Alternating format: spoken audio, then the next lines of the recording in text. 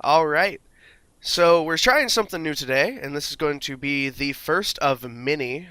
We are doing a podcast with my buddy Adam Hi. and Ben. Hello.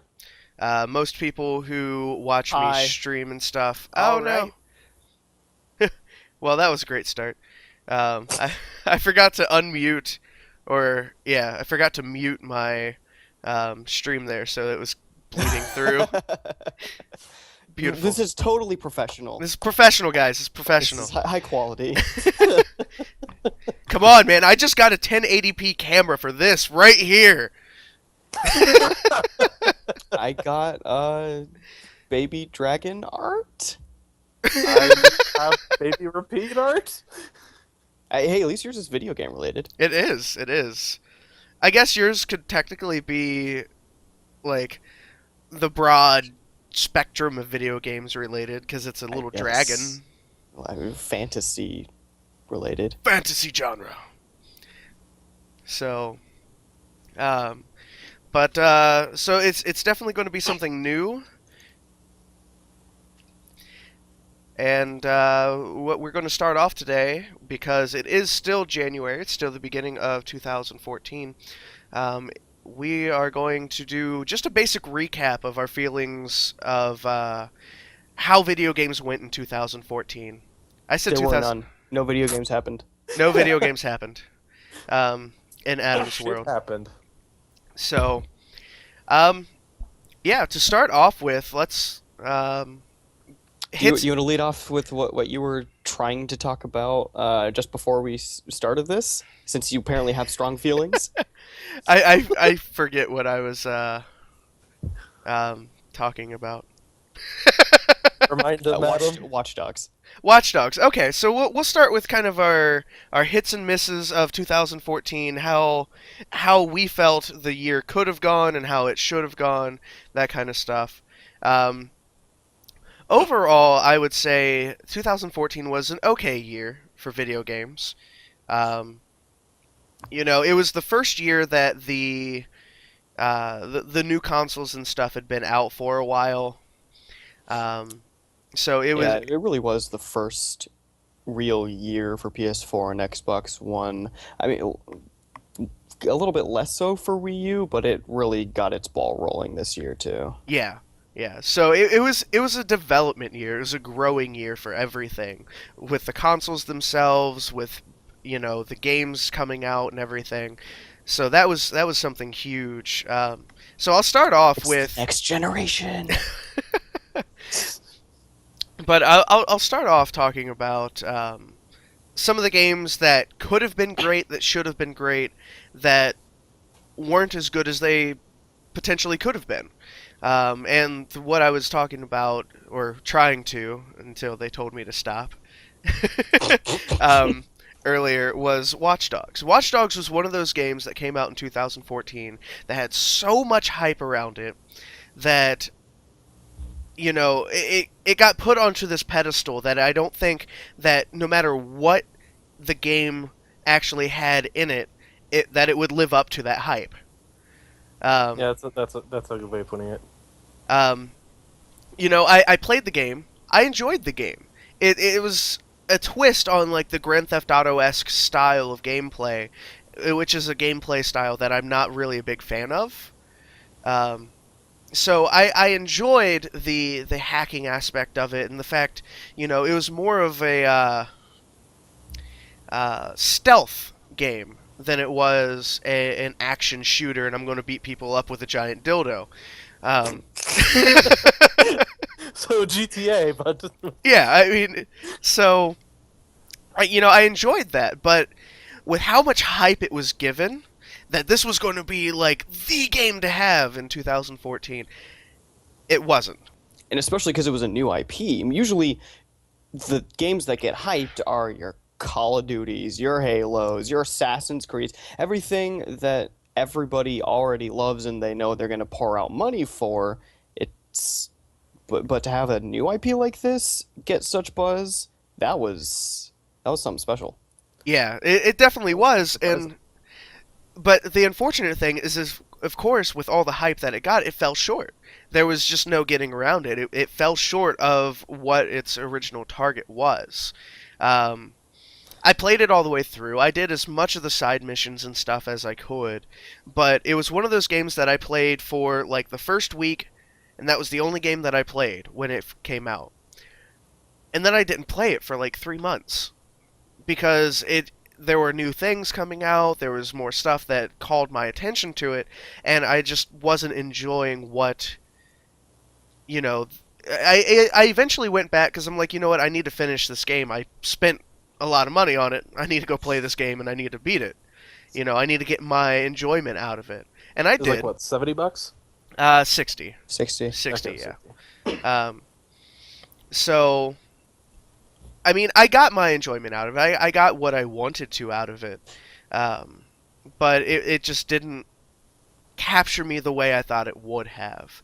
Now, do you think I haven't played Watch Dogs. I don't I was saying earlier I don't know that I played any game that came out in 2014 yet because I have such a big backlog of older games. But do you think that it matched what was shown in like the previews? Do you think it delivered on like the E3 presentation and stuff? Because I heard some people say that they expected one thing and they got See, eh. I didn't really look into a whole lot of the E3 videos and the trailers and the gameplay videos. I'll admit, this was one of the few games that I didn't do a whole lot of research on. Gotcha. Where a lot of games, you know, if I plan on getting it right away, I will. With that, I feel like it delivered on what it said it would deliver on. Yeah, because what I've seen, it had all the features that were shown. It had, you could do all the hacking things. All the people, had their little vices when you scanned them or whatever it was. Yeah, yeah, and some of those were really funny. Actually, some of those were Mhm. hilarious, which added a little lightheartedness to the seriousness of the game. So I do think that it was good, but I don't think it was what it was meant to be. Um, so trying to Do you think. Oh, go ahead. Did any of the? I know there was some light monetization in it. Is it one of the big problems a lot of people have with Assassin's Creed Unity, which we'll get to. Yeah, let's Was get there in a bit. Yeah, was all the stupid microtransaction bullshit. And I know they had app integration with Watch Dogs, and obviously it's the same developer, Ubisoft. What was there anything like a big budget bullshit that just prevented it from being as good? Like maybe squandered creative freedoms in the name of making some money? No, not that I remember from playing it. Okay, I don't not that I remember recall any seeing it. microtransactions or anything like that. They had a season pass and they had some minor things Oh here yeah, and there's there, gonna be DLC. but it wasn't. It wasn't squandered by that. Like as you said, there was no So- major microtransactions that, okay, let's skimp on this in order to add more monetization to it. So the companion app was actually like Yeah, it was a legitimate thing. Yeah, the companion app was a free, legitimate thing. And one thing, I actually enjoyed the idea of it, but I didn't really care for the implementation of it. Where they actually had a full-on minigame that you could play through the phone to the game. That, to me, was incredible. I mean, yeah, that's like a cool thing. Could you do that like while your friend's playing it and you could kind of like help them out? Yeah, absolutely. There's Yeah, that's cool to do like on the go if you're on like a public transport or something. You can just kind of. I could be sitting at home or, in a long car ride or something like that, waiting on a flight, anything like that. I could pull out my phone. I could go into this mini game where, you are the city and a random person, completely random person on the internet is driving their car and you have to try to stop them. You have to try to stop them before they get to point B. And you use it, all you have is an overhead map of the city, and you get, okay, I can pop this pipeline here to make an explosion to try and stop them. That was phenomenal, innovative. The execution of it wasn't there though. There was hardly these types anybody. of things are still early. Yeah, there was hardly anybody using it.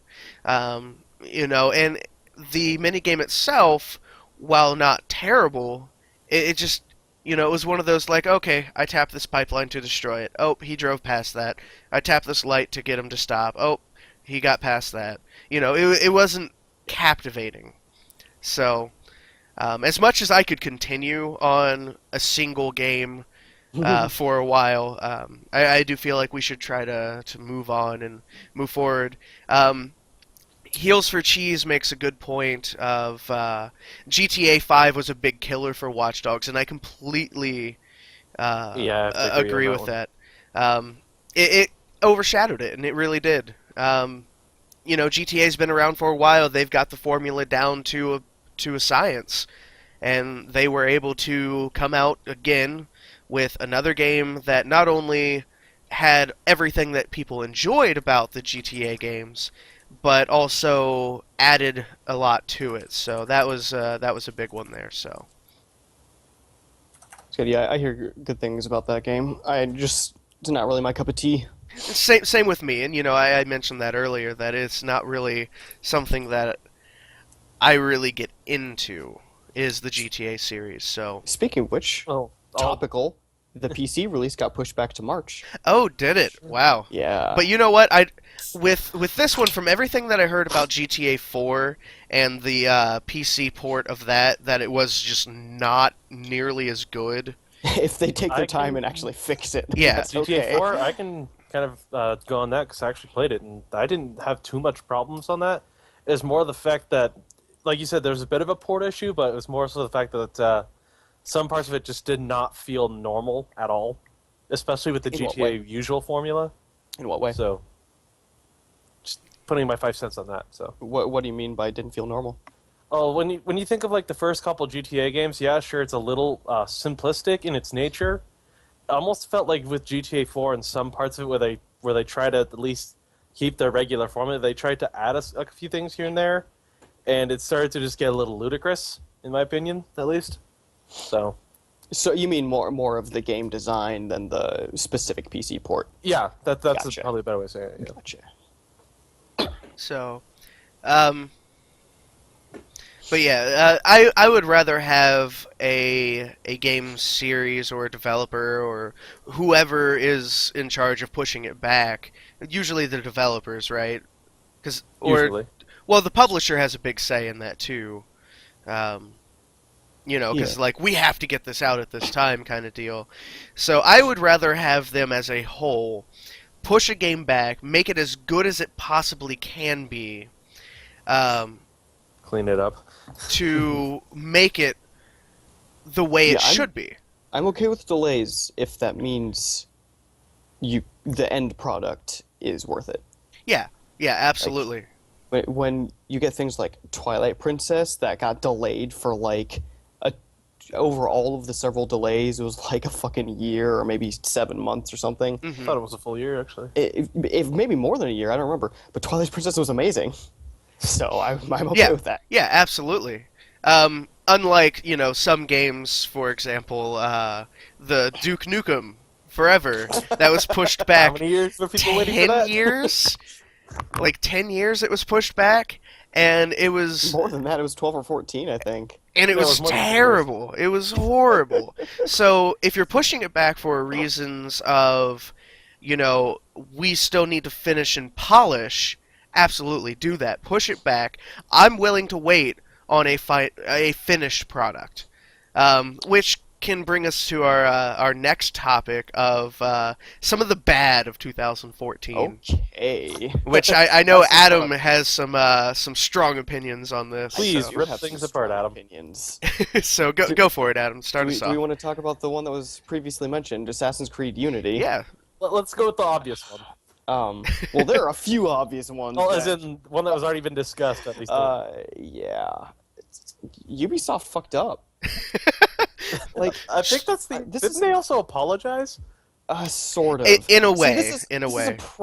an Oh, maybe not a formal apology, but I do recall that they hinted it. we'll get there. Yeah. In their like, this is a problem with too much money riding on this game, and this has become such a big industry, and Ubisoft's such a big publisher and developer, and there's so much money riding on this game that it became way too much about the accountants and the figures, and a lot less about the art and the entertainment.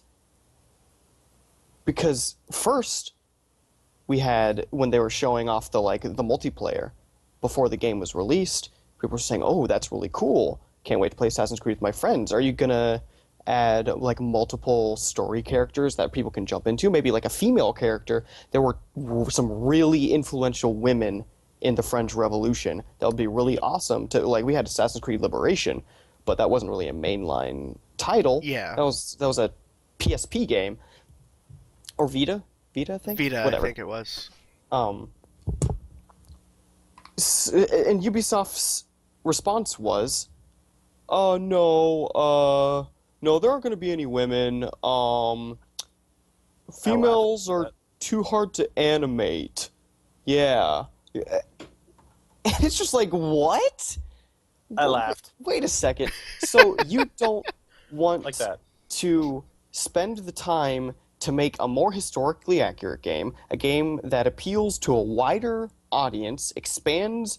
You have such a big game that this could do really good things for diversity in gaming.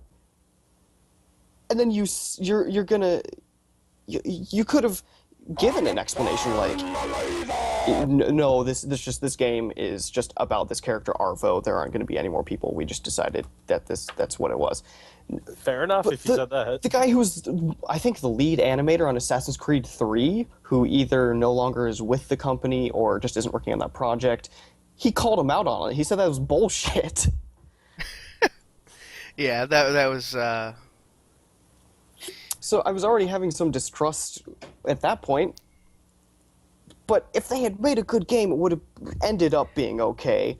But we got the most broken, buggy. As I understand it, the game itself, just if it worked, it's okay.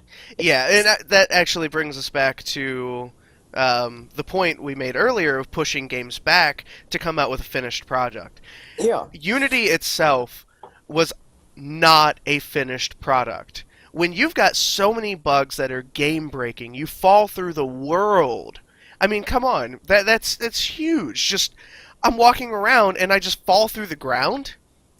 Yeah, and That's you ridiculous. You get stuck on the air on objects. You clip through objects. Missing People's textures. Textures go flip out. Gravity doesn't work right. And that was terrifying, mind you. I saw some of those pictures. I don't own the game. I won't own the game because of what they did with it. But some of those screenshots were terrifying. You get into a cutscene and all you see are the eyes, teeth, and like skeleton.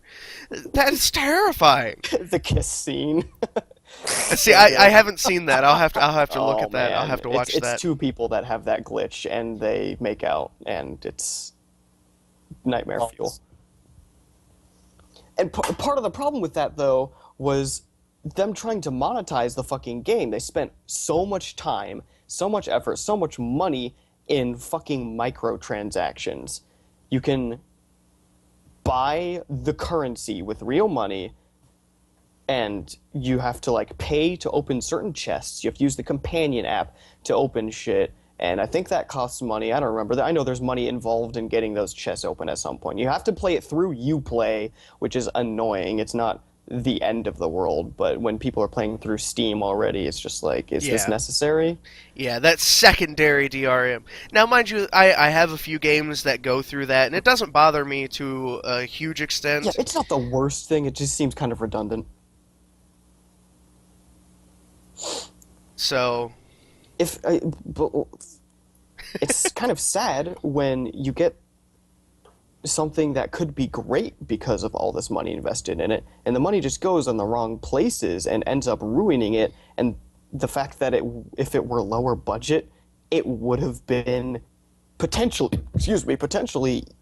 awesome. Yeah, I mean, let's or face it. at least workable. You'd That's a better word. still. I've heard the storyline is Okay. one of the lower end, probably better than the third one or the first one, but eh. Yeah, so now Ubisoft's on my no buy list. If I not, they don't deserve my money until they learn how to actually get their shit straight. Yeah. It'll So take a while. it's one of those things that honestly surprised me with how bad Unity was because I played Black Flag. And Black That was a good Flag game. was good. I enjoyed the naval battles at sea. You know the Yeah, and which they took out. Everyone loved of them you. in Yeah, that was generally considered the best part of Assassin's Creed 3, so they put more in Black Flag, and people were like, sweet. And then you well, get one of the reasons they did that is because they have them in Rogue, which, in all intensive purposes, despite being a last gen only I've heard game, Rogue is better. one of the best entries in the series in Yes. general. Which is another part of why I said like that one had less attention and less budget, so they had more freedom to not just fill the coffers of the accountants and the shareholders. They could just make a game. Yeah. So, and do you know if I don't think it was the same developers either. So that might. I mean, it was a different team. Yeah, yeah, it's a different team, so that might have a lot to do with that. Um, so, but so that was Oh yeah, it was actually Ubisoft Sofia, not Ubisoft Montreal. yeah. So that was kind of our. Are there any other games of Sonic 2014 Boom. that Have fun, I Adam. keep Rip it forgetting that apart. exists? Honestly, I Um, know a little bit less about the development cycle of this because there wasn't as much buzz. I do remember I've heard some a like, for shout out. example, Oh, go ahead. go ahead. I was gonna Uh, say, for example, Pro Jared at E3 played it and was doing a video about how bad it was while it's in his top worst games of 2014 review. He mentions that I think like the lead programmer walks behind him while he's sitting there bashing it at E3. So people knew Oh that man. there were some problems, and Sega didn't fix it. What Like, were you gonna say, Russell?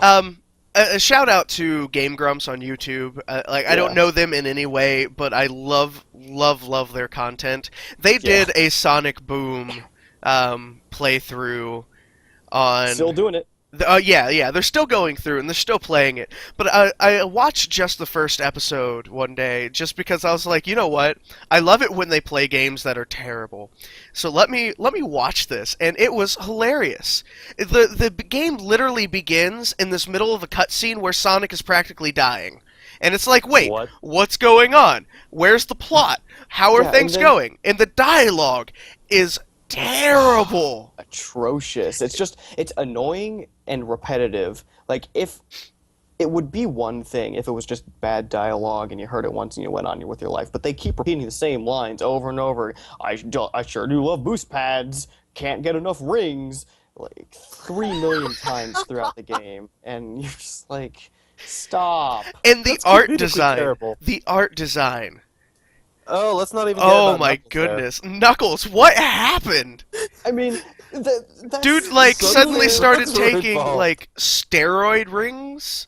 To be like- fair, that's aesthetic choice. There was nothing objectively wrong about that. I still think it's silly, but it would have been okay if they had made a game that ran at a constant frame rate and Yeah. had interesting things to do ever, Yeah, and had absolutely. some sort of guidance on what you were supposed to do ever. So, Game Grumps, I think it was a few episodes later, it was like number 5 or something, their editor pulls, they put it like, it was like a 6-second segment at the beginning of the video where he pulls the Grumps in there and he's like, guys, you have to see this. I was editing the video and I just took some time to see how bad it actually was. And it's insane. Like, he goes through parts of it frame by frame and the characters are like teleporting everywhere. They're just like random, like, black frames for no reason. The frame rate is super jiggly. People are clipping off of platforms. And It's just off. There was another one more recently too. Another episode where he did this more recently. It's just sad. Like there was no quality testing. I don't know how someone could play this game and go, all right, it's ready to ship out. Probably they didn't have someone actually Because check it's it. both broken and not fun. It's not the bad kind of fun, or it's not like so bad it's good. Like Sonic 06 was kind of hilariously bad. Like it was kind of fun to play it just to watch it be stupid. Yeah. It's not Surgeon Simulator. This game's just boring. You either run in a straight line, or you do really obvious platform puzzle segments where they have big glowy things showing you which character Yeah. to use and where to go, or you have no idea where you're supposed to go and there's a big open world with no guidance and you wander around for hours. Yep. See, one thing about the Sonic, like, IP as a whole, it seems like they just cannot get a good formula going. Like, they'll come out with some games, like Sonic Generations was pretty fun. It blended really well the old school and the new school style and everything like that. Like Sonic Colors. Sonic Colors was good, but it's the in-between And you games have, to like, each of Sonic those. Unleashed. Yeah. And then Sonic Boom, and, like, they just can't get a good formula. They'll come out with something good one year, and then it'll be like, oh, man, we did such a good job, let's come out with another game as soon as we can. And then they do just that. They don't polish it, they don't fix it, they don't clean it up. It just doesn't work. They want to push too fast. Well, almost sounds like they just want to pump out the games. Exactly. I mean, personally, I'm of the opinion that there's never been a good Sonic game, and even the classic ones suck, but See, I loved the classic one. Sonic I wouldn't go 3 that far. with I Knuckles enjoyed them as a was... child, but when I've gone back and like, oh, let's play some old games that I liked, and it's just like... See, I still how enjoy did I playing ever the like old this? ones. I still... Sonic 3 is the only one that I'll go back and I'll be like, man, I love this game still. Yeah, I went back and played Sonic 3 Knuckles because it was my favorite, and I was like, this is boring as shit. But... Would you think there might be a nostalgia effect for you, Russ, playing it, or I personally Kinda. think that most people who enjoy old Sonics, like the new Sonics, are the same thing. They're just not nostalgia. Yeah, I mean, playing the old ones, there is a nostalgia effect, I will say that. So, with that, it's just kind of... I don't know. The Sega, at least Sonic, as that IP, it's just... They It's can't... crazy. They need to fix. figure something out with that. They keep trying to do things. They and- either need to figure something out with it, or move on. Because, let's face it, it will never have the effect on the population the way Mario has. It will never Well said, be Super Mario. And that's exactly what Sonic was intended to be when it originally sh- came out. They should was take this- like several years off. Just sit there and work it out, and not release anything for cash in the Sonic franchise. And just sit there and just make one game that's awesome, that is Mario grade. Yeah, if they did something like that, like for example, the Sonic Adventure games, those were actually really fun on the what was it, the Dreamcast, Originally Dreamcast, they and have then the GameCube. Sonic Adventure 2 Battle was on GameCube. Yes, Or and PSN releases. and I have actually both of them on the PC. They did a PC port of them on Steam, and I feel like if they went back and spent, say, 3 years to make it as good as they possibly can, and make it next gen quality, Yeah. make it true And I would next also gen argue quality. I would also argue that the Sonic Adventure titles are another case of nostalgia. I've known several people who have like, yeah, Sonic Adventure, those are the last good Sonic games. They're gonna buy them on PSN, the HD remakes, and they got through like 2 levels before they couldn't stand it anymore. Well, Multiple people. Well, the thing is, a game like that, a game that had that capture, to get people into the game the way that the way that those games originally did. I think personally, if I were, part of Sonic Team, if I were some Japanese dude at Sega, I think they would be better served. They keep rebooting it every now and then, but not really though, because it's whenever they do some like subtle changes. Oh, now Sonic's got different colored eyes. Now he's got a scarf. Yeah. It's they should. It's kind of he's kind of an awkward franchise because it's like a weird furries, but in real life also there are people, and it's very it's kind of childish, honestly. Like it feels like it's aimed towards kids, and the people that used to be kids and liked it are now older. They should just like make a completely new world that's like fantasy based, and you've got these animals running. The Sonic Boom is actually more like that. It's just bad, but they could do something with what they've got. They just need to get rid of some of the weird stuff and things that don't work.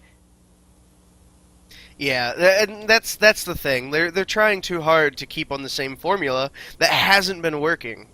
Like having Shadow the Hedgehog saving the president or killing the president, whichever you choose, that's weird.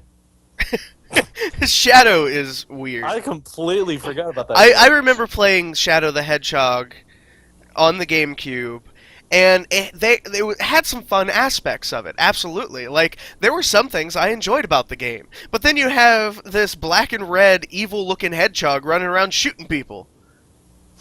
And he started out as an antagonist, and they're like, you know what? We're going to make him a protagonist now, except for sometimes he's still an antagonist. He's the anti-hero. He's really edgy and cool, and he is running on the edge of good and evil. It was very yeah, like angsty teenagery. That's the word I'm looking for. Definitely. So we've talked about the worst of the worst of 2014. Yeah, we're talking about good games now. We've talked about the games that we thought were okay but didn't live up to the hype. So let's move on to the games that exceeded our expectations, even though they might not have been the best games, but they exceeded what we thought they were going to be, and games that we were absolutely blown away by. And the one that I want to start with is my Game of the Year of 2014, and it was the Game of the Year for a lot of people, hence why it won a lot of Game of the Year awards, is Dragon Age Inquisition. Yep, thought so. Dragon Age Holy Inquisition blew me away completely. I didn't That play... cliffhanger. Yeah. We'll keep spoilers down to a minimum there, Ben.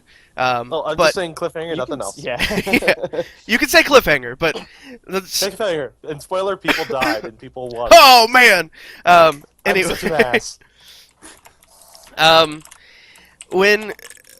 When the game came out, like I was like, okay, it's a Dragon Age game. I might want to play this at some point. And like I didn't get it for a while, and I ended up borrowing it for a little bit. And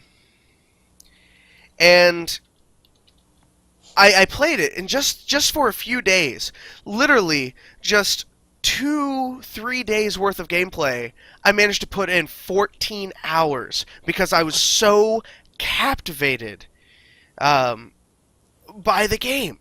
I was so captivated by it. For a sec.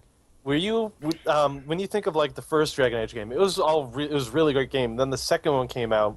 See, obviously it didn't meet expectations. Would that have probably been part of your reason why you didn't jump on the Inquisition? A little bit. I never played 2 because pretty much everybody I talked to said don't. Because it wasn't a great game.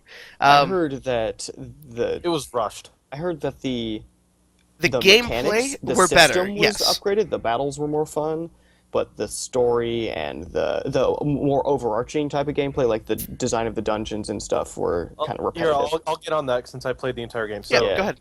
The battle system in 2 it cleaned it up. It was definitely needed to be cleaning and polished from the first game, and it was done in a way that wasn't over the top, but it was clean. It was just nice and clean. It was fun to do the fights. But the biggest things that fell is, of course, the story. There's not much of a story that's going on. It's barely anything going on. You're literally stuck in a city and you don't really do much else. The other problem is, just like you said, with the mappings. Good freaking God, it was embarrassingly poor. I would probably say there was about, excluding being in the city, the few times that you get to go outside, whether it's just, oh, I get to go on a walk somewhere, patrolling things, or I am going into this cave. I would say there was probably all total maps, period, maybe about 5 or 6 kind of thing, and then they just put in arbitrary blockers to make you go in certain directions. And that was quite literally it for your unique maps. It was really, really embarrassing. But the only good thing that came out of it was the little tiny piece of story that's kind of important. And that was actually really well done. And specifically, the battle system was really, really nice. Yeah. And then, Yeah, of course, so Inquisition just even polished the battle system even more and made it nicer, too. yeah, so as I was saying, I played a little bit of the first one. I never finished the first one. I never even played the second one. But going into Dragon Age Inquisition, as a huge RPG game fan, it blew my mind. I mean, I put 125 hours into a single playthrough because it just captivated me. Every little bit of it. There You were 100% of it, right? as close as I possibly could. I didn't get all the mosaics. I didn't get all of the music pieces and stuff like that the little things you could collect. But for all the quests and the story and everything, I completed every possible story arc, every possible character interaction. So I did absolutely everything that I could in the game. I probably could have done more, honestly. I probably could have. Going to collect all the mosaics and stuff like that. But I was more drawn into the lore and the characters and everything like that. So that definitely my game of the year of 2014. Phenomenal. I just finally beat the story yesterday, I think it was. Because I wanted to take a break from it, so I didn't wear myself out. So I took a small break before I finished the story and everything. And I have to say, absolutely phenomenal. Absolutely phenomenal. In all the romance stuff, the individual character relationships that you can build, and you could piss off somebody completely to where they almost hate you, and you can make other people your friend 100%, and I did that, and I thought that was absolutely incredible, the interactions there. So that was huge to me. That was my game of the year, probably a lot of people's game of the year, for Dragon Age Inquisition. That one completely blew my expectations out of the water.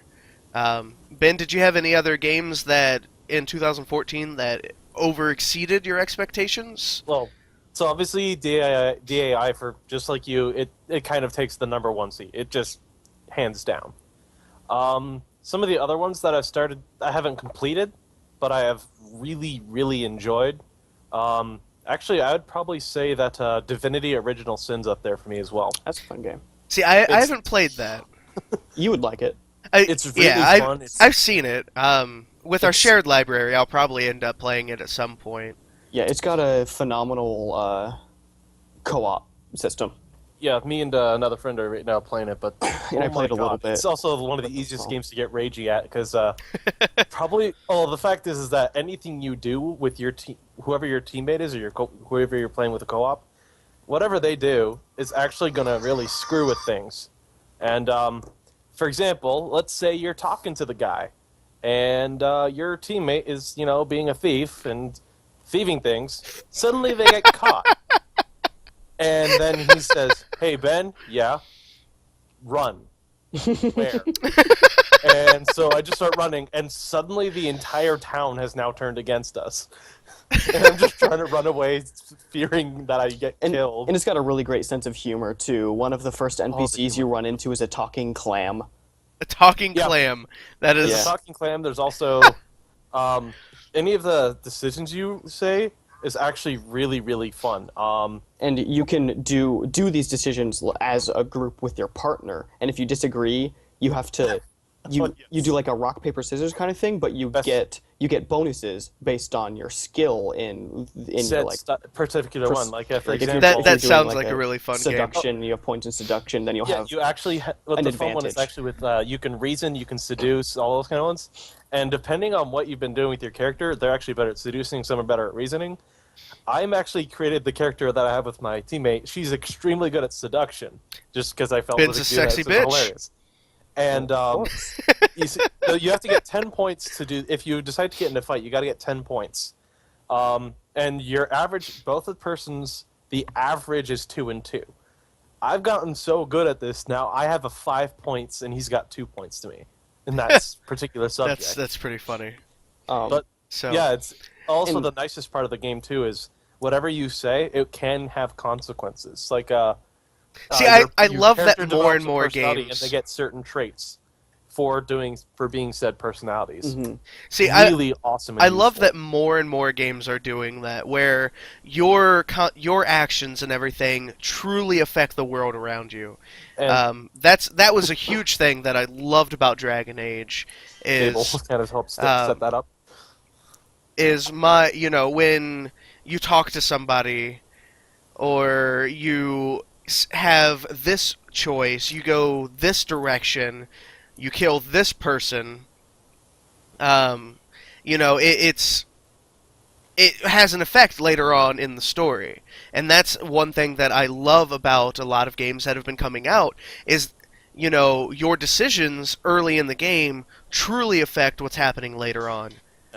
Now to just add on to this, this is actually that's like all the fun extras.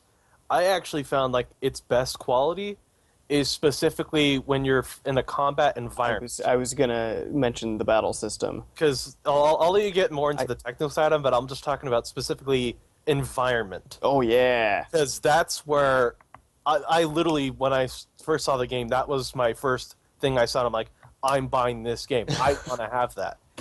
Basically, what's going on is just a little bit of backstory on it. Not actually telling the story, but the character I have are mages. I always love the mage side, but it's not the mage type where, hey, I just do a stupid little fireball, do some damage. Okay, that's cool, but there are actually parts where you can make it rain and you can put down these Literally. little fields.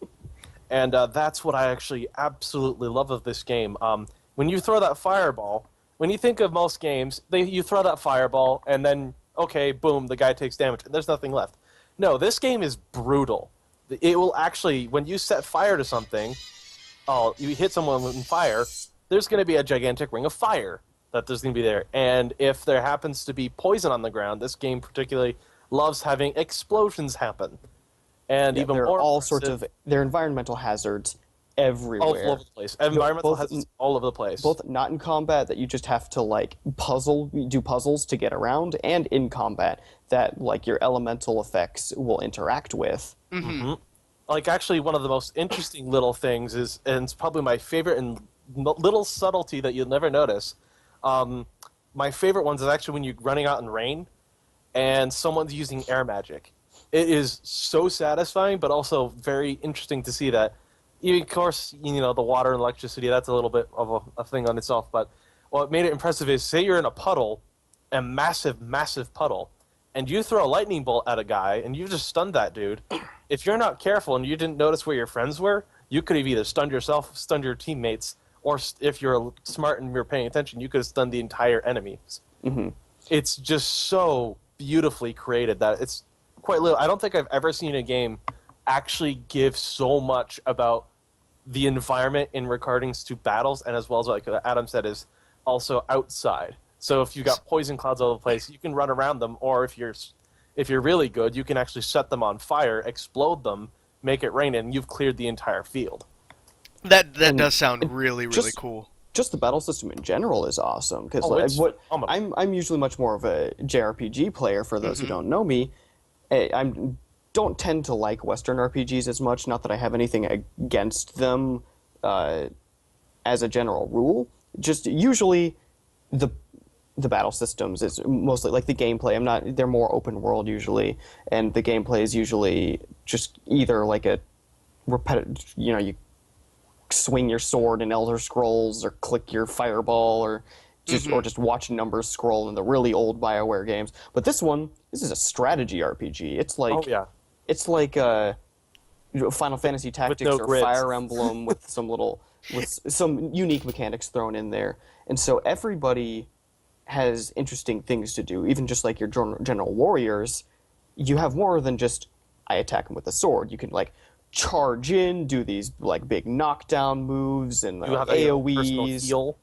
Yeah, and there are so many different schools of magic that are so cool. Like some people can like summon creatures to help you out and do buffs for your party members. Buffs, of course. Yeah, it's so deep. And every time we enter combat, it's a treat. It's not like, oh, now another little And they're orc to get, difficult not an as orc hell. to Some get of them can through, get so I can get to the brutal. next town.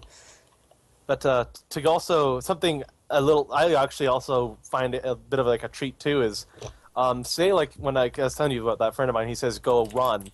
Like you think, oh crap, he's just got found out in battle instantly.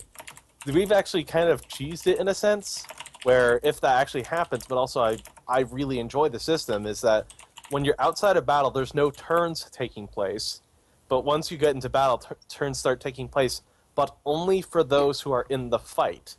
So, say he's now in combat, but I'm actually ran far enough away that I'm not actually being affected by it. I can run around and do my own thing while That everything flank is them happening. potentially. And if he's in combat and he needs me to get over there ASAP, you can actually get yourself in there before a turn actually starts up.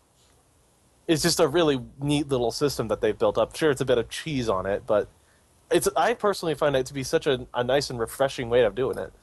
And it's only $40. It's not a full price game, so Highly recommended. Yeah, so I'll definitely have to check that one out. Well, to continue on with a lot of the games, because I know we get so captivated, like, I want to talk about this game, good or bad. Let Adam choose his because he hasn't chosen his. Well, game. Adam has already said he really hasn't played anything in... Smash Brothers. Smash Brothers. But everyone Gonna say Mario loves Kart. Smash. Yes. We don't really need to talk Yeah. about it. I mean, It's Smash. What more do you need to say? what I specifically liked about this particular entry, just really quickly, is the amount of content they put in there. It even is for the 3DS edition. impossible to get bored, and all of it, pretty much all of it, is multiplayer. You can do the basic classic mode with 2 people. You can do like target blast thing with up to 4 people, and home run contests and everything. Wow. Everything is multiplayer in a sense. And even just the regular battles you can do with up to 8 people if you have enough of like various control. Obviously, you can only have 4 GameCube controllers, but you can use Wiimotes and the gamepad and your 3DS even. It's really, really well done. Yeah. It's so fun, and it's a lot more fast paced than Brawl was, which was they took out the tripping. They took out a lot of the bullshit that made Brawls less good than Melee. So It's a good game. that's what I've heard, that it's a better game overall than all the previous editions. So It's my favorite of the series, personally. but to move on with some of the other games that exceeded my expectations, not necessarily that they were great overall games. Believe it or not, Wolfenstein. I hear good things. about it. I I've was heard good things not about that as well. expecting it to be as fun as it is. It's you're killing Nazis. So I mean, there's some decent humor in it. The dialogue, it's a big meaty male fantasy. You know, that's exactly what it is. But it was a lot of fun to play. The guns, the action, everything was incredibly fun. Another game that exceeded expectations, not necessarily a great game, believe it or not, was the new Call of Duty. Call of Duty Advanced Warfare. Oh, okay. I was trying to remember which one. I'm not a Call of Duty fan. I have not been a Call of Duty fan since Call of Duty 4, which was the original Modern Warfare, because I truly felt that they were just releasing the same content over and over and over and over again. It just with Franchise. yeah, it was just okay. Another year, another Call of Duty, another year, another Call of Duty, another year, and that's what it was every year. But with this one, from what I heard, they actually spent the full 3 years developing this, whereas they like in the past they it was like 2 years maximum of development. So they spent more time developing it. The graphics in this, believe it or not, I thought were excellent for an early next gen game. You know, if you remember when the 360 and the PS3 launched, those games were slightly prettier PS2 and Xbox games. With very few exceptions of people who have like had a really good eye of how to use the hardware early Yeah. on. So the early games weren't very pretty at all. This, they did an excellent job with it.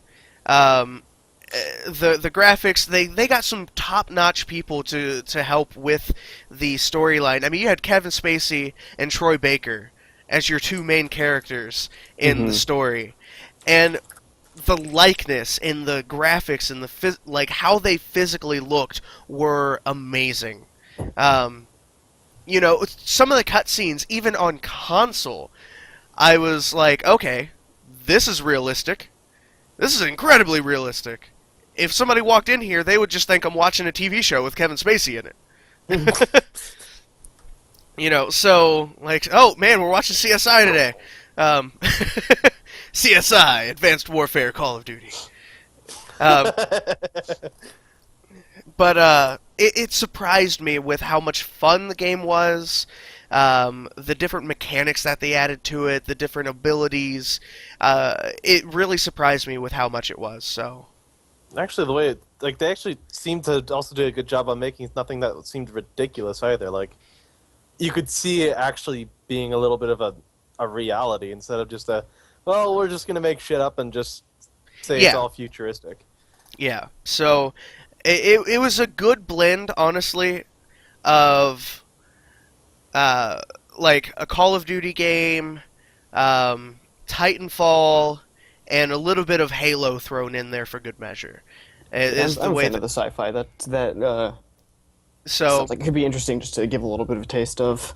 So that one was one that exceeded my expectations. Now I am kind of going to backtrack a little bit on a game that exceeded my expectations and then it dropped. So we're kind of blending the two of 2014 together, and that game is Destiny. I wondered if we would talk about that.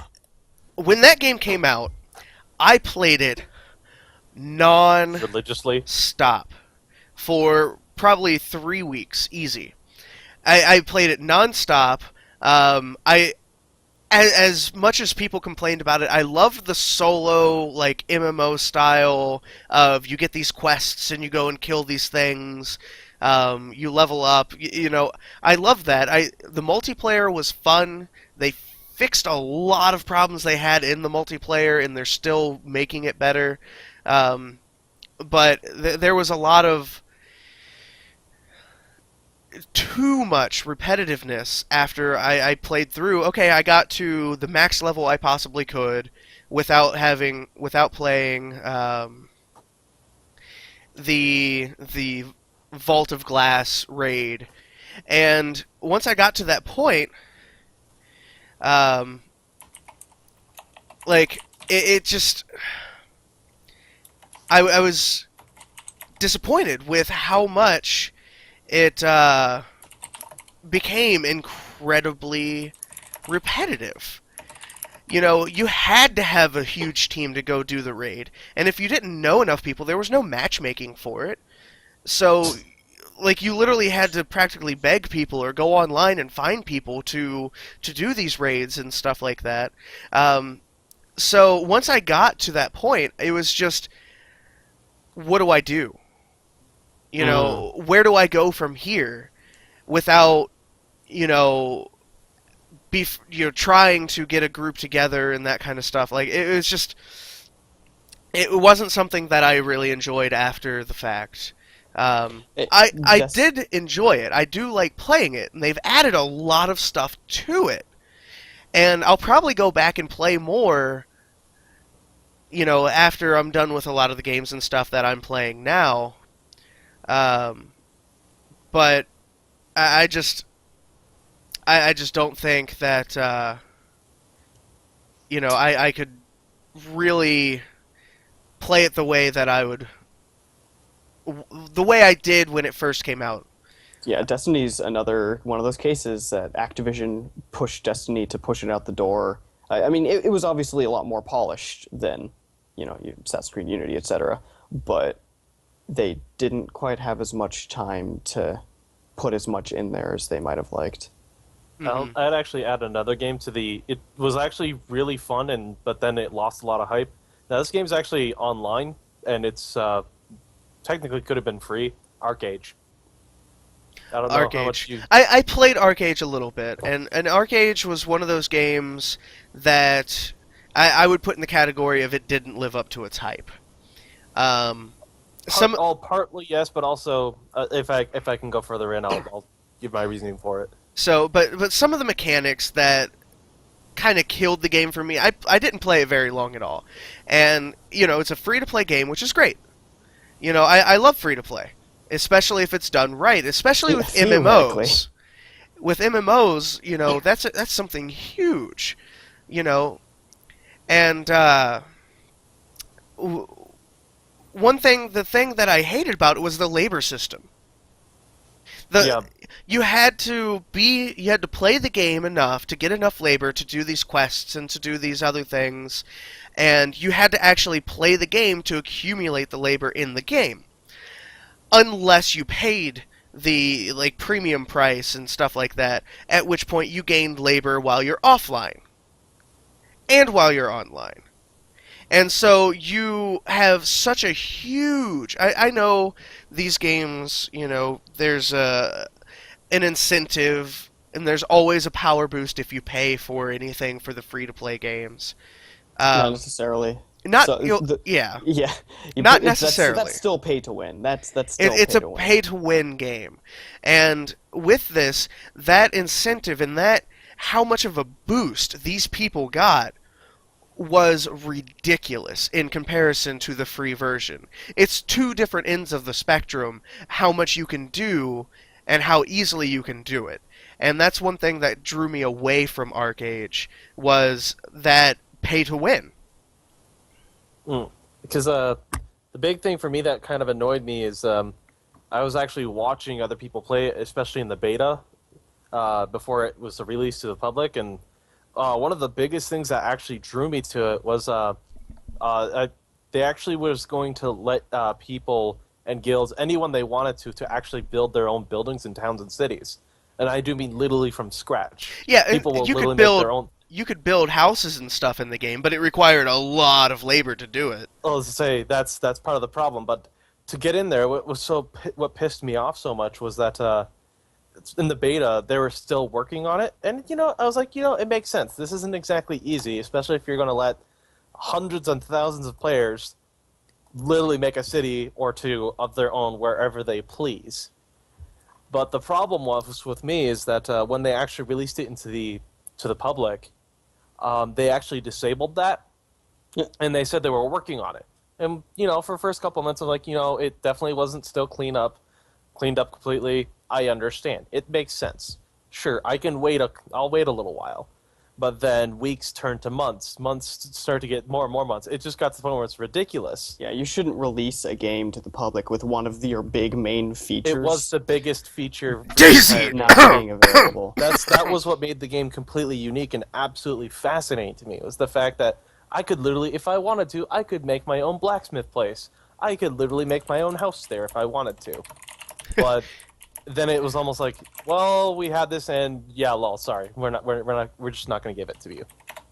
So it just completely shut me off from the entire game, and That was the big thing that they had, and they just completely fell short on it. That's pretty Yeah. dumb. I want to give a shout out to a couple of the Kickstarter success stories from last year. Oh yeah, Um, yeah. One being Shovel Knight, which Yeah, I'm well, sure well done. people have I've- heard about. I've not played it. It is definitely on my to buy list It's- when it goes on a good sale. It's so just so much Simplistic. love and what was put into this game in every aspect.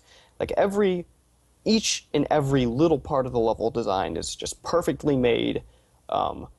Has multiple ways to get through it. They specifically put things in so that if you were a little bit more skilled, you could do something like a little more complex way, but a quicker and more effective way. And the music is so good. The characters are so cool. The art is amazing. It's got this really cohesive old school style. Whether or not you're into that style, it's got a really nice aesthetic.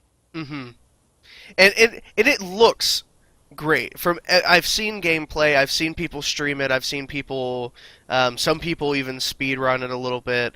Like, it looks like a great new old school game.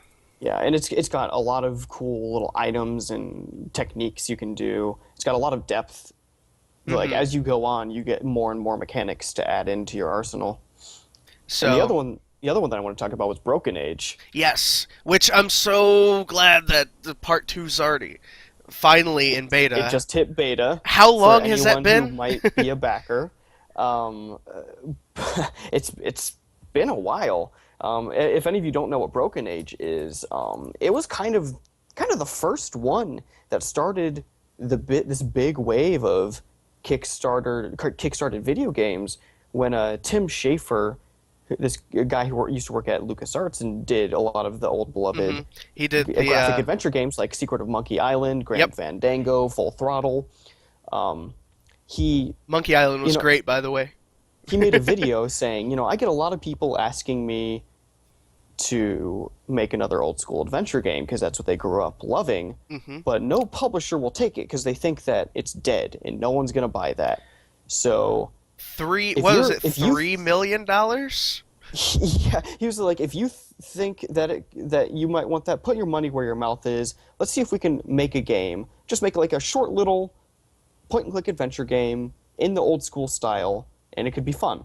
So he asked for I think like $500,000 to make Yeah, this I think it was short little 400,000. It easy- was something like that.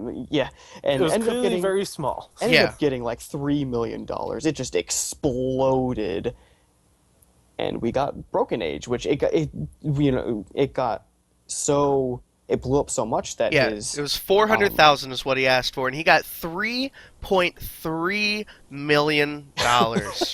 so he decided to expand the scope and make it not just a little thing, and it turned into being like, oh man, we need some more money for this. So they released they released it in two parts, the second of which is coming soon, so that the first part could kind of finance the rest of the game. But And- it's totally worth it. Absolutely. Let's Because- talk about the incredible cast, Yeah, this the is another incredible dialogue, and the music, and just everything about this This is- game. this is just a labor Phenomenal. of love.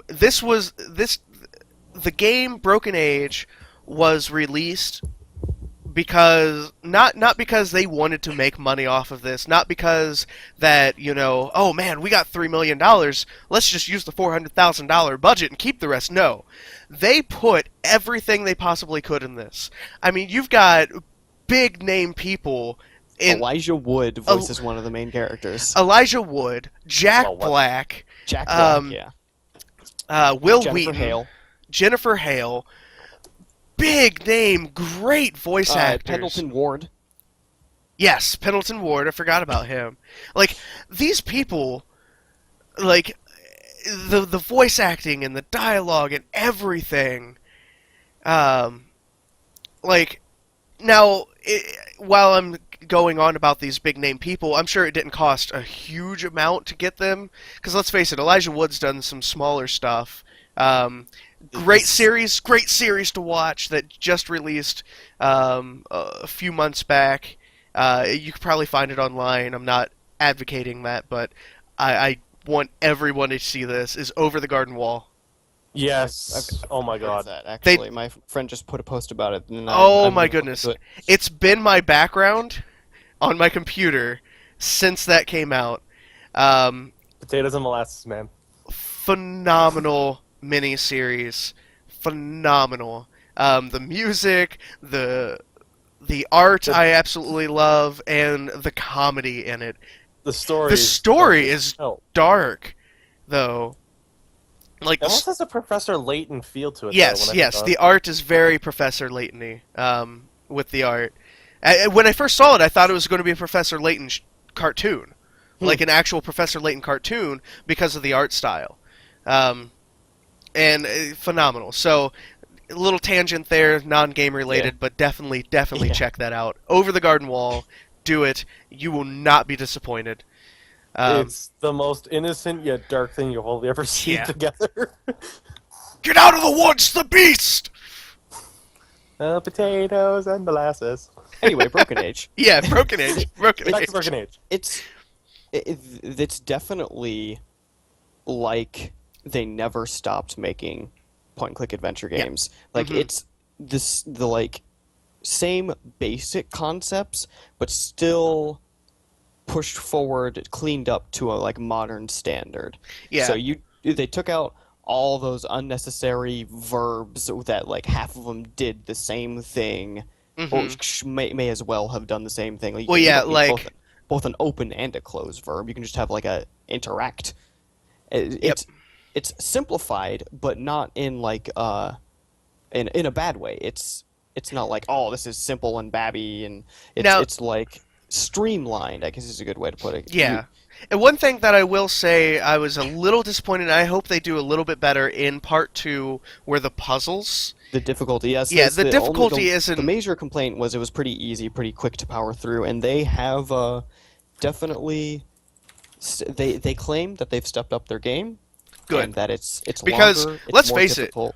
Monkey Island games, there were some pretty difficult puzzles to figure out in the Monkey Island games. Yeah. So I really hope that they step that up in part 2.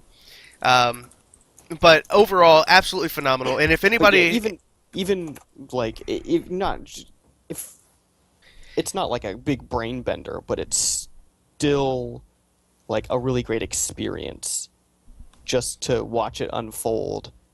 so now when part 2 comes out, as a heads up, I will be, of course, streaming part 2. I Yes. streamed part 1. I will do both part 1 and part 2 back to back, possibly in a mini marathon to do them all together. That way, everybody gets that full cohesive story. But yeah, I think they said that they were going to do more with switching between the characters, because you know that you can, if you want to, in that game, just go back and forth between each of Yes, the characters at yes. any time. But they found out that a lot of people, including myself, and I think Russell, you did the same thing. played they through picked- one and then the other. Picked one person, went through their storyline, it ended. Picked the other person, went through their storyline. And so I think that they're going to do things where, like, you play one person, and you get to a point where you're stuck, and you have to use the other person to Ooh. continue. Ooh, that would be really cool. That would be really yeah, they're good. going I to would interweave enjoy them that. a little bit better. So, but yeah. So, is there anything else that we want to talk about 2014? Actually, do you want to bring up the Binding of Isaac, the Rebirth? Because I know you played that one. I mean, does that It, is count as a new yes, game? Or it's kind of it does, and the reason it does is because of how much they added to the game. It was incredible how much was added to it. Not only did they fix all the bugs, they actually went back and redid all the graphics as kind of your pixelated style graphics, because that's how they originally wanted it released. So it was one of those games where it's a remake, but they added a ton of new items, a ton of new enemies, And it made it more challenging, more characters. So it honestly felt like a new game within the same IP. That's awesome. That's one of those games where, a lot of people might not necessarily consider it a new game because it is a remake, but they did so much to it Oh, I've got one that for Ben made it to talk about. feel like a great new game. Mm. So Bravely Default. Ah, okay. That's an interesting. that was kind of an overlooked and that 2014 release. actually So- that brings me back to just we've kind of skipped over handheld games. So Yeah. let's get on Since that. Bravely we brought up Bravely Default, Default, for- I'll just start with that. So, Yeah. Shin Megami Tensei.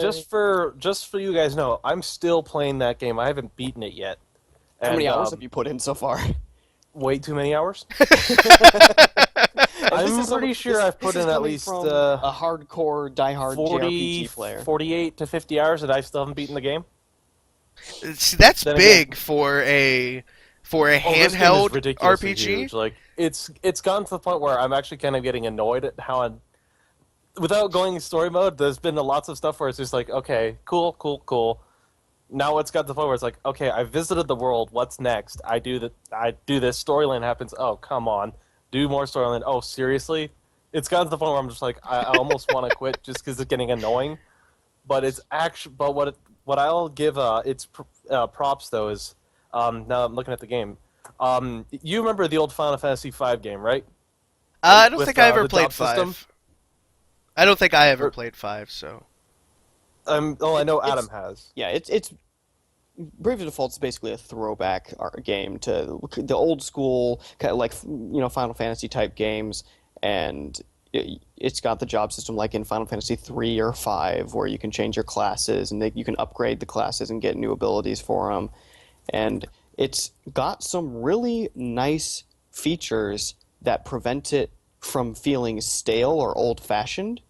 For example, one of the really nice ones is an encounter rate slider anytime throughout the game. Oh, I was going to talk about that Ooh. too. You can just Jump on that. decide how frequently or how infrequently you're going to get into fights, because it is random encounters that randomly pop up as you walk So around. let me tell you the that first thing. actually, that right there is like, okay, I might need to get this because that's one thing that I hated about some of the old school is the random encounters were so frequent. Yeah, like- if you need to grind a lot, you can set it up super high, get some levels. If you just want to walk around and explore, set it super low, barely get into Because- battles.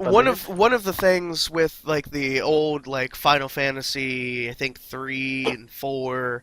Four. oh Four my is God. notorious. 4 it was because Final Fantasy 2, North American Final Fantasy 2 was actually Final Fantasy 4, correct? Yes. Okay, yeah, just making sure I got my numbers correct. That one, I remember playing it on the SNES, and I swear, you would take 2 steps, encounter. You could literally get an encounter every step if you So- were incredibly unlucky. Yeah, and that happened to me, and that was one of the things I hated about it. Like, I loved the game; it was fun to play, but you would maybe get into 3 fights, and because of how many encounters you would get into, you would have to make your way back to the town you just left 30 seconds ago, or you would end up dying before you get to the next town. And so you And just that's had the to easy, grind. That's the easy version of the Yeah. game, because the US got a dumbed down version. Yep. And you had to So- grind and grind and grind until you could just walk through these guys.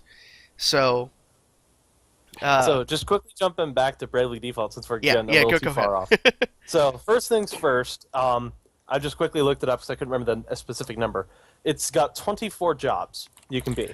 wow, Already that's kind of impressive. Just saying that. And the That part is that makes it crazy. also really impressive is every single job, there's a couple that kind of lap over with each other, but every single one of them has got very specific roles. For example, like you remember in the old the warrior class or the knight class, I guess would be a better way of saying it 'cause it's called knight. It's literally your tank.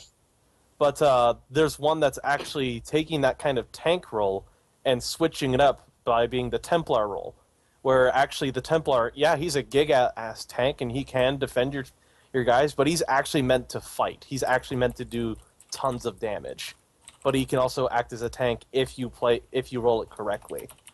And there's a couple characters and styles and jobs that are just so different from each other. Like one of my favorites, actually, I just started learning is you think like the white mage would be the best healing class.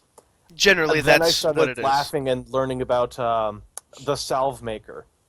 The Salve Maker is all about items, but he has abilities that is so BS over powerful that actually the Salve Maker is actually the best healer right Kind now. of like the alchemist from Final Fantasy X too. Yeah, but the funny gives you part of it is that, free, like, of course, exposures. your biggest weakness as a mage is silence. Salve Makers don't have that problem, and that already in this game makes it ridiculously huge and important. So, just on the job aspect, it's already phenomenal. To also jump into the battle system, it's actually, I found it at least rather unique, where it has the unique feature of, and I'm sad to say that's literally says it's called Braves and Defaults. It's really embarrassing that they use the title for the special stuff into the battle system.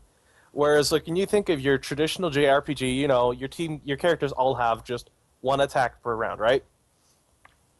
With Bravely Default, if you decide to defend, or as they call it, default, you actually, in a sense, you take less damage, but you also get to save an extra round if you wish to fight to use in another spot. Kind of sounds like a variant on like Xenosaga or Chrono Cross, how you can In a sense. strategically like delay your things and insert moves in where you wouldn't normally be able to. Because at the same time, at least when you think of like Chrono Cross, you have to build up your attacks. Also, the nicest part here in this game is you can actually spend as many up to like 4 actions in one turn. And of course, that will have repercussions if you haven't exactly kept yourself safe, because now you're left your character open for three or 4 rounds, unless you've set yourself up. But also at the same time, you get some incredibly powerful abilities, whereas instead of always using MP and just annoying the crap out of you when you have that one character that just will never get MP because of their job class, because every single job class heavily affect your stats. Fun little fact. But one of the biggest things is actually a lot of the characters' abilities. Some of them are all hyper, all this crap about you're having to conserve your MP. They actually have some where you're actually spending some of your turns, how many turns you would want to spend, or how many actions you can do in a turn. Yeah, they do that in Xenosaga 3. You can use you can either use a boost, is what they call it, to either like give yourself an extra turn later, or you can spend them on special abilities, which is some really interesting strategic Well, that's what options. it is in the Bravely Default game. Yeah. At the same. And what I've enjoyed about it is just, of course, the nicest thing of all is just the random encounters. You can completely affect that to your whims. I have literally gone around to the point where, like, I'm so stupidly OP, I don't feel like fighting monsters, or I don't feel like fighting them because I just don't feel like it. I'm just going to run through the dungeon, grab the items, fight the boss, and leave. I just felt like doing that just to see what would happen. And the nicest part is I actually got pretty far in without too big of a difficulty. And then when certain sections of the storyline happened, it was kind of a bit like Divinity all over again, where crap, you finally made it, you're OP. Then you get the next major storyline part that happens, and suddenly everything is kicking your ass. Mm-hmm. So there was a point where I had to quite literally grind for about 10-15 hours. Oh god. Oh, But then that's again, a I little was too much also- grinding for I me. decided to look it up just to see how far under-leveled I was.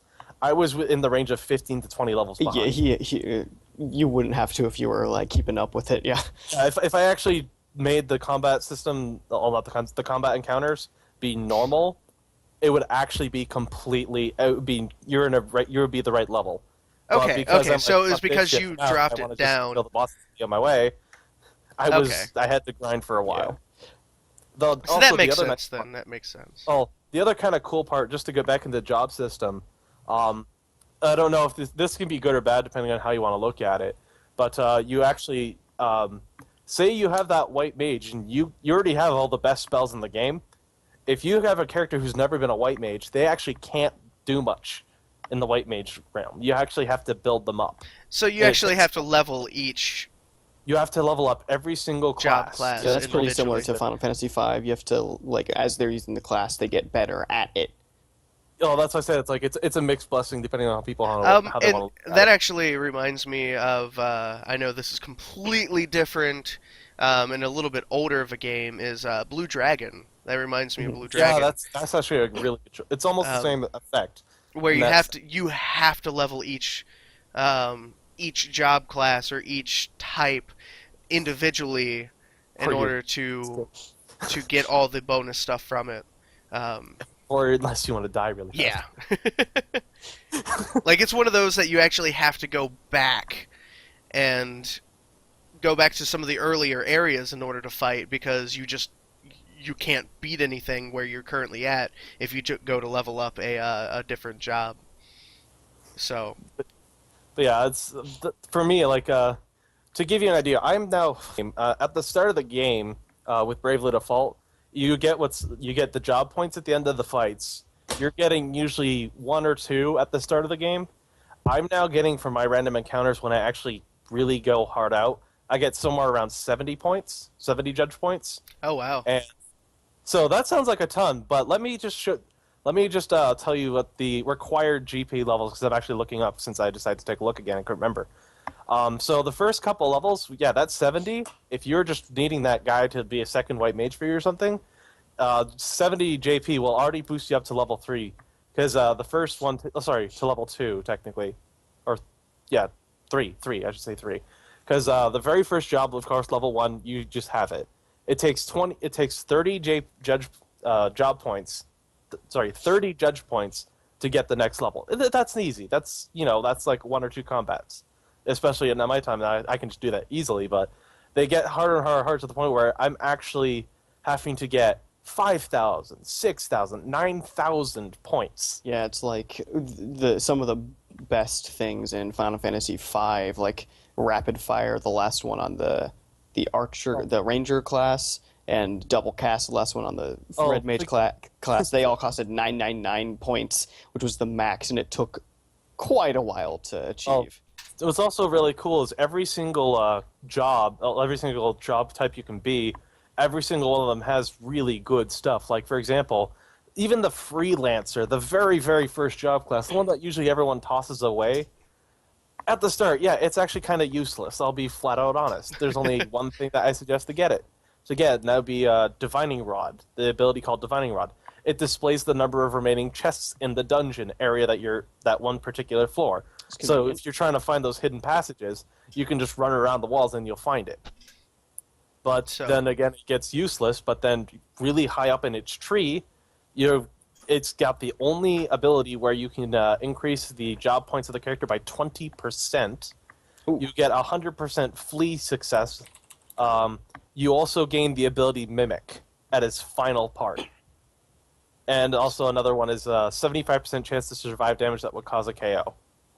wow. So yeah, That's- there's some pretty good stuff there. Like sounds like a great game, honestly. yeah, that's an interesting way So, to the way do I'd say the it's starter class. if you play the game, you'll probably want to set it at normal. Because I think I told Adam my very first combat system, and I'm an experienced gamer with this kind of games. That's like my bread and butter games. I'm embarrassed to say, but I'm willing to say it. The very first fight I went into, I had my ass handed to me by 2 goblins. It's like the first time I tried to play Tales of Symphonia on Mania mode. I couldn't beat the tutorial fight. Yeah, that's basically think of that feeling, but the tutorial, there is no real tutorial. It's just you go and fight. In hard mode, let's just say I remember taking damage that was equivalent to about a quarter of my health. And, of course, the fun with Bravely Default, you're not the only one who can do multiple things at one turn. Even the basic enemies have that same ability. So, if you're unlucky at the start of hard mode, which is what I had, and they decide to use 3 turns against you, I've already lost all my health in 1 turn. And I had an instant game over from my Sounds first kind fight. of Earthboundy with it. Like if the RNG hates you, sometimes you'll just die. Yeah, Yeah. that kind of is what happened in That was hard one mode of Bravely Default. That was one Then of I my knocked down to problems with normal. Earthbound. It's still pretty brutal, but at least it's manageable at the start. So So, really good game. Highly suggest it. Just there's going to be times where I had to grind to get certain job classes. so Like Um, the toughest one being the what's it called? The Vampire class or whatever it's called. Vampire, yeah. So, Yeah. keeping on with handheld games, I'll give a shout out to a couple more, and then actually we're going to go ahead and end this soon. Mhm. Just saying right But now. a couple little shout outs to new games that have come out for the for handheld, specifically 3DS, There, because that's the there only have one been that some I good have. ones. The new Pokemon remakes of Ruby and Sapphire, Solid entries. solid remakes. Very solid. Honestly, I think I enjoyed these more than I enjoyed when they remade Gold and Silver, which was my favorite generation. I mean, I just really enjoy the 3DS entries for their online capabilities. Yes, that's I huge. stopped playing Pokemon for a while, but I got back into it so I could battle my friends without being next to them Yes, across the nation. It's super fun. yeah. So that we already mentioned the Smash Brothers for the 3DS, which is a pretty solid Smash game. Persona Q, Shadow of the Labyrinth, combination of Persona and Etrian Odyssey. It is exactly what you'd expect from that. Yep. Good choice. Which is one that's on my to get list for the 3DS because I love both of those. I'm actually playing through Etrian Odyssey 4 right Mhm. now, which is Brutal. yeah, That's the easiest word to use. It's it brutal. it is pretty brutal. But what I love about it is the blend of JRPG and Dungeons and Dragons. Yep. Like, you have to draw out your map, and you have Yeah. to, label it, and every little individual thing, like, oh, I came up against this that might be something important for me later. Let me notate this, and It's got a really great sense of exploration. yes. As But, well as man, brutal Shout out to combat. two other games. Fire Emblem. That's 2013. Yeah, bitch. that was... I keep thinking it's 2014. It just felt like it. that's alright, Still good 'Cause game, that's a what I little always shout kept out to it. thinking of. Um, And I'd Adam, also say any... no, I'm trying to remember Shin Megami Tensei game, but I think that's Shin Megami Tensei 4, did that come out this year? I'm I trying to can't remember if it was remember. this year or last year, Let me double check. I'm pretty sure it did. or Soul Hackers, but I think that's also 2010. Oh, okay. No, it was 2013 in Japan and North America. Okay, no, I just couldn't remember if they were 2014 or 2013 because they're both great games, but God, they make me rage at the same time. As Adam has heard me rage multiple times. Both of them. So- Let me. What about? And I think Phoenix Wright Dual Destinies was last year too. Yeah, that sounds right. Dual Destinies. Yeah, it came 2014 for Oh, what iOS. about, Legend of Zelda then? No, that's 20. No, that was 2013. So yeah, it's pretty much Pokemon Bravely Default and Persona on my end at least that I've bought. And, Yeah. Smash Persona Bros. was actually another good one too. Good choice. So Fantasy Life. I haven't played it yet, but I've heard nothing but great things about Tomodachi Life. it. Pretty much. Is that weird? yeah, when you said fantasy, I was like, wait, what? It's one of those games that Oh, the Atlas game. yeah, Yeah. where it has 12 different You're- jobs. You can change them on the go. You can be a baker, a blacksmith, an adventurer. So you can do sim style things. You can do action RPG style things. Like, there's so much to that game that makes me want to play it. And which game was this again? Fantasy Life. So I saw it so many times. I was like, I don't know if I'd like it or not. So I'll have to take a look into it from again. the people that I've talked to about the game, it's really, really good. One that a lot of people have been real big on. Like, man, this game is great. So Interesting. I'll Never have heard to a take whole lot look about into it. I've other never than- seen it, and I never knew about it. I've just seen the marketing that Atlas sends me because I'm subscribed to their e-newsletter. but yeah, I Quick think shout out to Bayonetta for being Bayonetta. Yeah, I was gonna say, someone had to do it. uh, Which, just real quickly, that's really amazing that they included Bayonetta 1 on the disc. They had no reason oh, to do did that. they really? Yes. Nice. Bayonetta 1 with in additional small little features like the Nintendo outfits and stuff. But they had they gave you a free game for no reason. Thanks, Platinum. Appreciate it. Very nice. So, but yeah, so this is going to conclude our first ever podcast, videocast, whatever the hell you want to call it. Um, if you enjoyed it, great. We plan on doing this probably once a week, once every other week. Going to shoot for once a week, but Yeah, we'll figure out how we can make it work. but that's our opening recap of 2014. We've still got a lot that we can talk about that happened in 2014. A little more serious news in the gaming community. Some stuff that isn't really topical anymore, but you know, Still we interesting. haven't talked about it. That's still interesting. Gamergate, the whole issues with pre-orders and stuff like that. That's getting more and more relevant. Yeah, I've been seeing stuff pop up all over the place about that. So we've got a lot of stuff that we can still talk about. Upcoming releases, specific game franchises. So we've got a lot that we're going to do, and we've got a lot planned for the future. So really appreciate all support from everybody today. I'll miss you guys. And I mean, you could always just watch the video again, and we won't miss you anymore. So, but. True. So I mean, but thanks for watching, guys. Thanks for listening. If you just put it on in the background, that's cool too. Follow R McPherson08 on Please Twitch, do.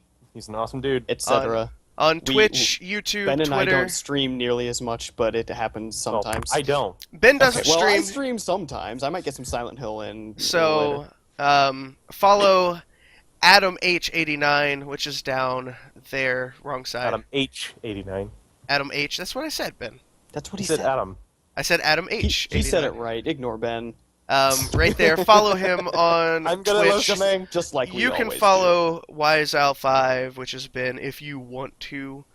He doesn't stream. However, he does play a lot of games with do. me However, he is when I he is, stream. So he will give you free cuddles for every follow. that's right. That's right. So check out my Forgot that. Steam if you want to add me on Steam. Check out my Twitter so you can get updates on things. And that'll be it. Of course, follow on YouTube so you can watch this video later. Or now if you're watching it now. Oh man, that's some Woo! meta. Stuff you just met at us. So thanks a lot, and we will catch you guys later. Bye. Thanks, everyone.